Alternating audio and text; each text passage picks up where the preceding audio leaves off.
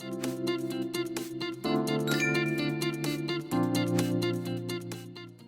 รถดำแล้วก็รถครับผมงานผมนี้ครับจัดให้ดีครับนะคลิปนี้เดี๋ยวให้ดูการทำงานแล้วก็ฟังเสียงครับ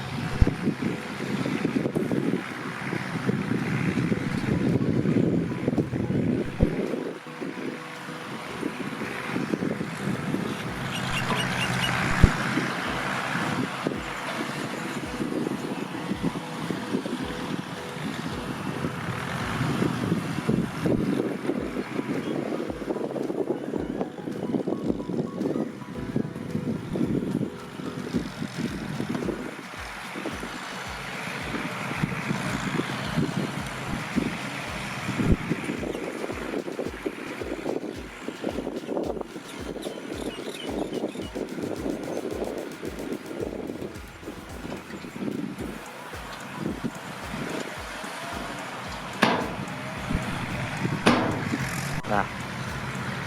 คันเมื่อกี้ครับเศษดินติดต้องมาเกาหลังเอาเศษดินนะครับออกจากกระบะครับ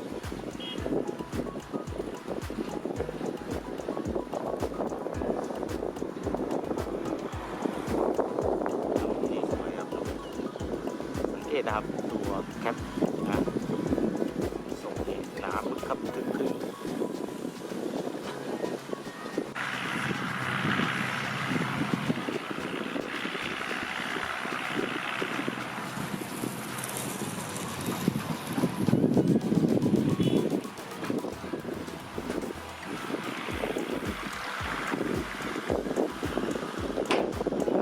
มาจัดหนักเลยครับแต่ละคัน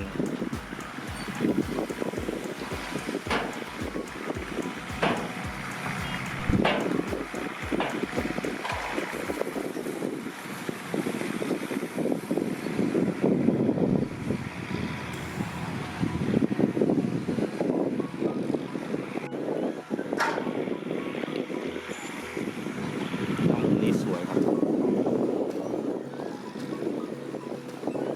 แรงสวิงนี่ครับเบี่ยงไปเบี่ยงมา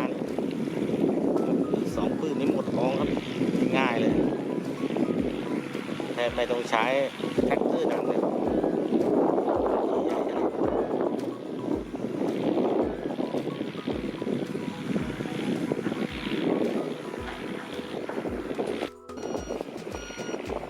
ถ้ามุมไหนสวยๆผมจัดให้ครับ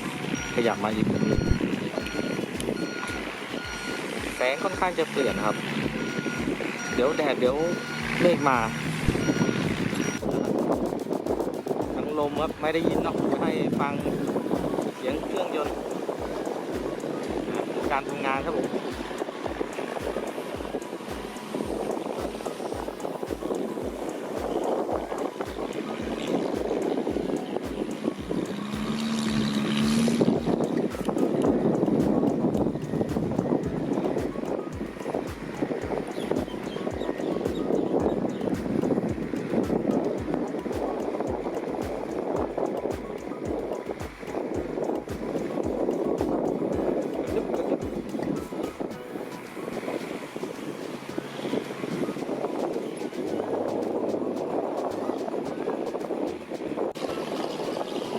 เอางี้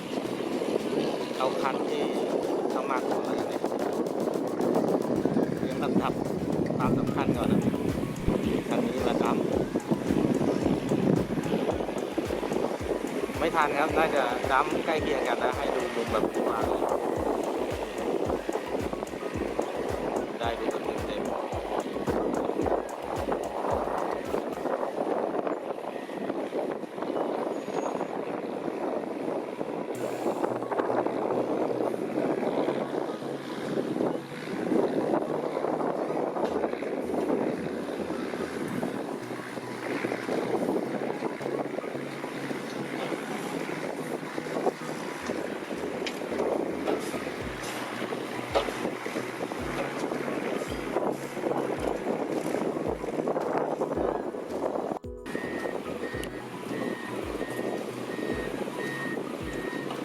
ให้ดู2 คันครับ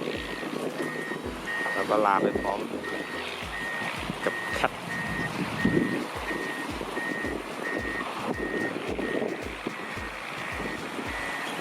นะครับลาไปก่อนครับพบกันใหม่ในคลิปหน้าครับวันนี้สวัสดีครับ